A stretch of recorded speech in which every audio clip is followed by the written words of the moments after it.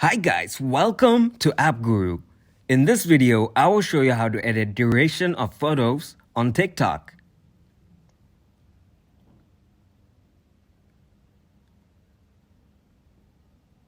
First, open your TikTok app and then tap on the plus icon in the middle.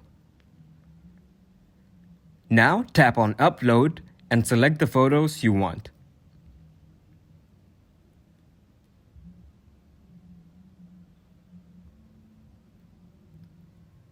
Once you're done, tap on Next.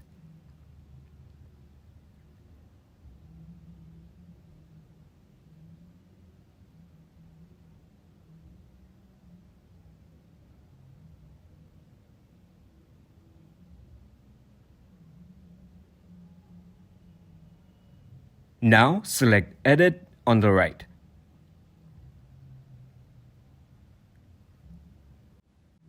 From here, you can select individual images on the bottom. And once you select, you can adjust the duration of each photos as you like.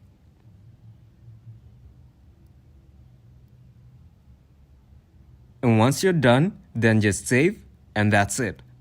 Thanks for watching, and if you liked the video, leave a like, share, and subscribe.